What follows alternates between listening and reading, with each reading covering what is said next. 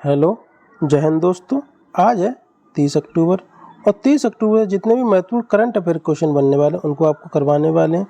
ये current affair question दैनिक समसामयिक की और सभी प्रतियोगी परीक्षाओं के लिए महत्वपूर्ण होने वाले हैं। चलिए चलते हैं, स्वागत करते हैं आपकी अपनी क्लास में। चलिए चलते हैं आज की क्लास की ओर।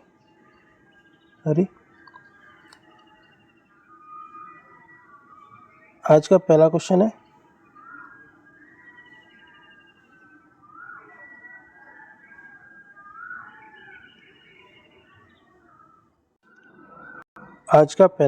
है, हाल ही में सुल्तान इब्राहिम सिकंदर को किस देश का राजा चुना गया है। अभी हाल ही में सुल्तान इब्राहिम सिकंदर हैं, इनको राजा चुना गया। ये कहाँ के चुने गए? जो मलेशिया है, यहाँ के राजा चुने गए। ये अभी हाल ही में सांकेतिक प्रमुख बनाए गए हैं। इनका जो कार्यकाल है 31 जनवरी 2024 से शुरू होने वाला है। तब तक दूसरे इसमें सुल्तान रहने वाले हैं। आगे चलिए, जो किंग चार्ल्स थर्ड है, ये कहाँ के राजा हैं? ये किंग चार्ल्स थर्ड है, ये इंग्लैंड के राजा हैं। और जो ऑपरेशन गोल्डन आर्म था, इनकी ताजपोशी के लिए शुरू किया गया था ऑपरेशन गोल्डन आर्म। इसको भी आपको याद रखना है। वास्तविक प्रमुख जो है यहाँ के इंडोनेशिया के, वो कौन है? अनवर इब्राहिम है। कौन है? अनवर इब्राहिम है। और यहाँ की इंडोनेशिया की राजधानी है, ये कहाँ पे? ये कुआलालंपुर है। इसको भी आपको याद रखना है, राजधानी बहुत बार पूछ दी जाती है। मलेशिया में जो टिन है, टिन के भंडार पाए जाते हैं। कौन है? टिन है, इसके भंडार पाए जाते हैं मलेशिया में। बेंजामिन नेतन्याहू हैं, अभी हाल ही में प्रधानमंत्री बनाए गए थे। ये कहाँ के बनाए गए थे? ये इजराइल के प्रधानमंत्री बनाए गए। इनको आपको याद रखना इम्पोर्टेंट है, क्योंकि अभी इजराइल और हमास में युद्ध चल रहा है, जिसकी वजह से ये चर्चा में है। तो इनको आपको याद रखना है। जो इजराइल की संसद है, जिसका नाम है सेनेट, जिसको हम क्या नाम दिया है? सेनेट। इजराइल की संसद है, इसको सेनेट बोलते हैं। एमरसन मनागाब्बा, ये भी कुछ अजीब टाइप का नाम है, इसको भी आपको याद रखना है। एमरसन मनागाब्बा, ये कहाँ के राष्ट्रपति चुने गए थे? ये जो जिम्बाब्वे है, यहाँ के राष्ट्रपति चुने गए थे एमरसन मनागाब्बा। इसको भी आपको याद रखना है। नेक्स्ट है क्वेश्चन नंबर 2 है, हाल ही में वैश्विक शिक्षक पुरस्कार 2023 के लिए किसे चुना गया? अभी हाल ही में वैश्विक शिक्षक पुरस्कार दिया गया 2023 का। ये किसे दिया गया? ये दिया गया दीपक नारायण राय को दिया गया। ये जो आसनसोल है, पश्चिम बंगाल, यहाँ के जो अध्यापक हैं, इनको दिया गया। ये पुरस्कार कौन प्रदान करता है? जो बर्मी फाउंडेशन है, इसके द्वारा प्रदान किया जाता है। विश्व शिक्षक दिवस 5 अक्टूबर को मनाया जाता है। ये जो विश्व शिक्षक पुरस्कार दिया गया, ये 8वें क्रम का दिया गया। और विश्व विद्यार्थी दिवस है, ये 15 अक्टूबर को मनाया जाता है। और इसमें कुल 130 देश हैं, इसमें शामिल किए गए थे। आइए आगे चलते, कोई लल्लन टॉप क्वेश्चन है। 2021 का जो गांधी शांति पुरस्कार दिया गया, ये किसको दिया? जो गीता प्रेस गोरखपुर के उत्तर प्रदेश, इसको दिया गया। 57वां ज्ञानपीठ पुरस्कार ये किसको दिया है? ये दामोदर मौजा को दिया है। ये कोंकणी भाषा के लेखक हैं। और 56वां किसको दिया गया था? जो नीलमणि फूकन है, इनको दिया गया था। अंतर्राष्ट्रीय बुकर पुरस्कार 2023 का इसको किसे दिया गया? जो जॉर्ज गॉस्पिडनोक है, इनको दिया गया अंतर्राष्ट्रीय बुकर पुरस्कार। इनको भी आपको याद रखना है।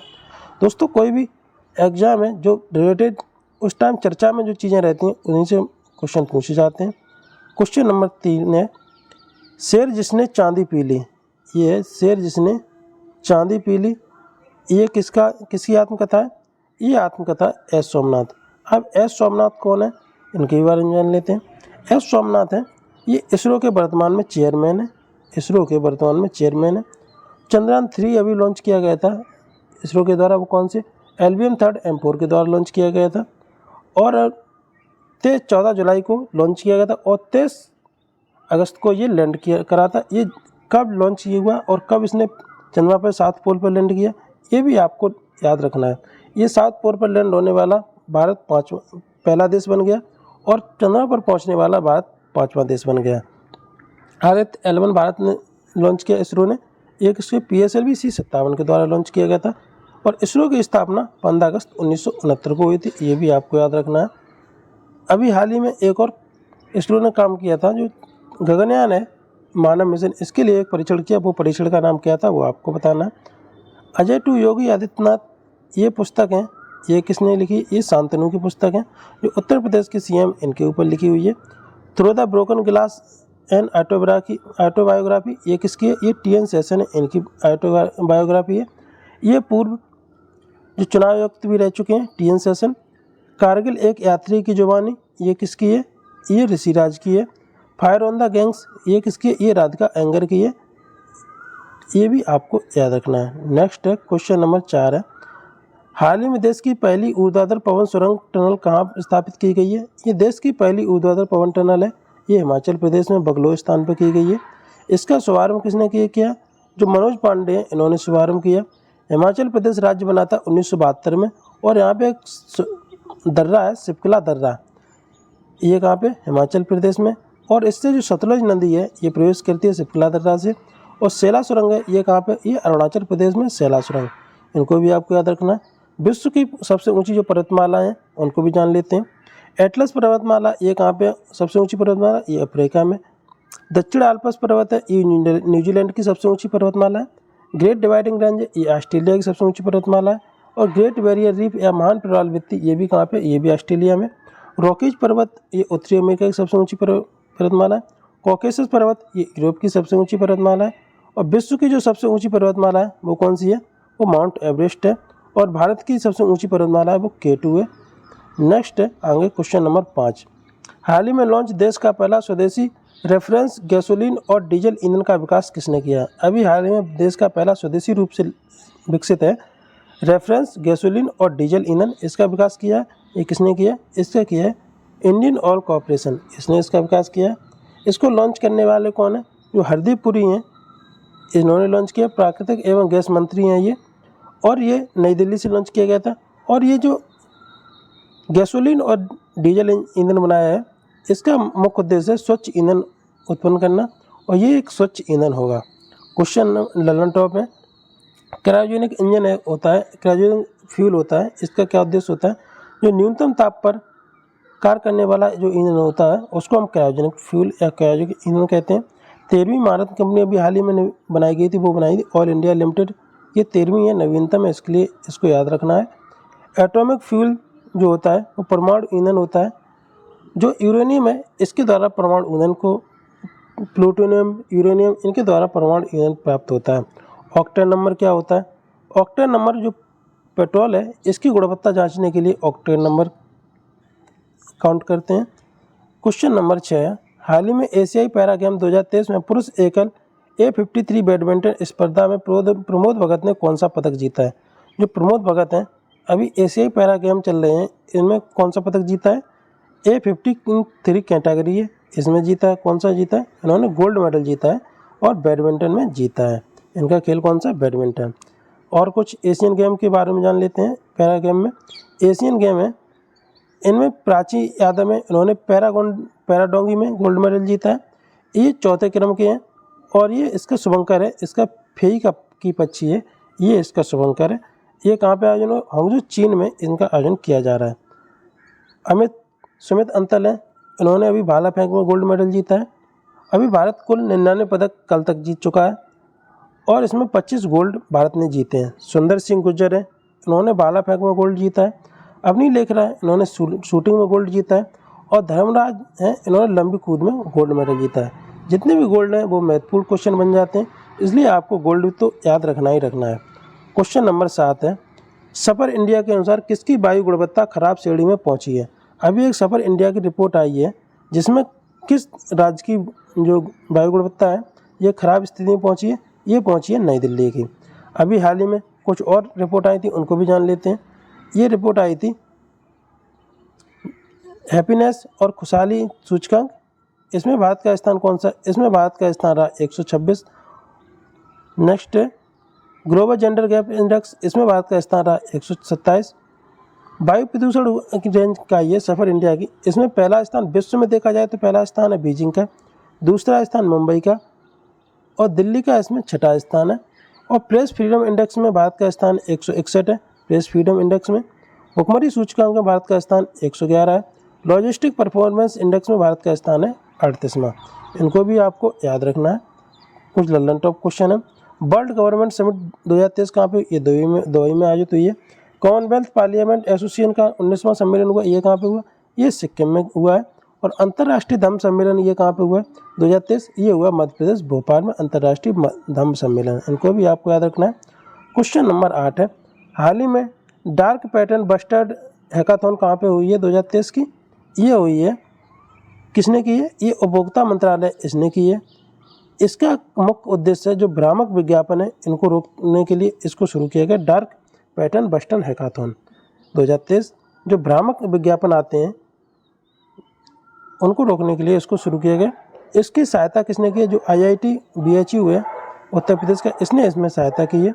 कुछ लल्लन टॉप क्वेश्चन है। वर्ल्ड गवर्नमेंट समिट हुई है, ये कहाँ पे? दुबई में हुई है। कॉमनवेल्थ पार्लियामेंट एसोसिएशन का 19वां जो सम्मेलन हुआ ये सिक्किम में हुआ है। और जो अंतर्राष्ट्रीय धम्म सम्मेलन हुआ है 2023 का, ये मध्य प्रदेश भोपाल में हुआ, इनको भी आपको याद रखना है। क्वेश्चन नंबर 9 है, हाल ही में 9वां दिव्य कला मेला 2023 कहाँ प्रारंभ हुआ है? ये 9वां दिव्य कला मेला है, ये प्रारंभ हुआ है, कहाँ हुआ? ये हुआ है बेंगलुरु में। बेंगलुरु में इसका आयोजन हुआ। कौन से क्रम का है ये 9वें क्रम का है। और जो दिव्यांग उद्यमी है इनके लिए इसको लॉन्च किया गया है, जो दिव्यांग उद्यमी है इनके लिए। अभी हाल ही में नुआखाई त्यौहार मनाया गया, ये कहाँ पे मनाया गया? ये उड़ीसा में मनाया गया। रज पर्व नुआखाई ये कहाँ के त्यौहार है? ये उड़ीसा के। मक्खन महोत्सव जिसका नाम है मंडूरी का आयोजन। हरेला उत्सव, फूलदेई उत्सव ये कहाँ मनाया गया? ये उत्तराखंड में। और हरेली पर्व है ये छत्तीसगढ़ में मनाया जाता है, हरेला उत्तराखंड में मनाया जाता है। हरेला ये उत्तराखंड में मनाया जाता है। बोनालू महोत्सव ये कहाँ मनाया जाता है? ये तेलंगाना में मनाया जाता है बोनालू महोत्सव। नेक्स्ट है कुछ और 2023 में मनाए गए फेस्टिवल है, इनको भी जान लेते हैं। पहला सिंथन स्नो फेस्टिवल मनाया गया, ये जम्मू कश्मीर में मनाया गया। पूर्णतः महिलाओं को समर्पित त्यौहार है जिसका नाम है अट्टुकल पोंगल, ये कहाँ का त्यौहार है? ये केरल का त्यौहार है। भूमचू महोत्सव है या लोसांग महोत्सव ये सिक्किम का है। फूलदेई महोत्सव ये उत्तराखंड का है। पोंगल महोत्सव ये तमिलनाडु का है। एशिया का सबसे बड़ा जो सांस्कृतिक महोत्सव है जिसका नाम है काला घोड़ा, ये कहाँ पर मनाया जाता है? ये मुंबई में मनाया जाता है काला घोड़ा महोत्सव।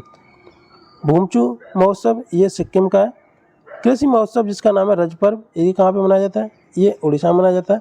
CIR सुगंधित मिशन के तहत लेवेंडर फेस्टिवल, ये भी महत्वपूर्ण है। लेवेंडर फेस्टिवल ये कहाँ पे? जम्मू कश्मीर में मनाया जाता है। खार्ची एवं केर पूजा महोत्सव ये त्रिपुरा में मनाया जाता है। बोनालू उत्सव कहाँ मनाया जाता है? ये तेलंगाना में मनाया जाता है बोनालू उत्सव, इनको भी आपको याद रखना है। क्वेश्चन नंबर 10 है, हाल ही में रेड लाइट ऑन गाड़ी ऑफ अभियान कहाँ प्रारंभ किया गया? ये रेड लाइट ऑन गाड़ी ऑफ प्रारंभ किया गया, ये नई दिल्ली में प्रारंभ किया। इसका शुभारंभ करने वाले हैं अरविंद केजरीवाल, इन्होंने शुरू किया।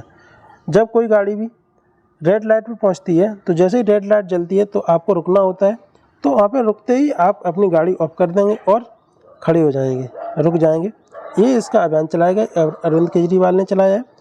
जब दोबारा हरी लाइट होगी, ग्रीन लाइट होगी तो आप वहाँ से आगे बढ़ जाएंगे। इसका मुख्य उद्देश्य है जो प्रदूषण है इसको कम करना, ये उसका मुख्य उद्देश्य है। और ये प्लान है 26 अक्टूबर से 29 नवंबर तक चलने वाला अभियान। दोस्तों आज की क्लास आपको कैसी लगी? आज की क्लास यहीं तक समाप्त करते हैं। आज की क्लास आपको लगी कैसी, ये आप लाइक करके और शेयर करके आप हमको बता सकते हैं। और ये क्लास आप सब्सक्राइब कर लीजिए जिससे कि आपके पास नोटिफिकेशन पहुंचता रहे और क्लास से आपको हेल्प मिलती हो तो आप अपने दोस्तों में शेयर किया करिए।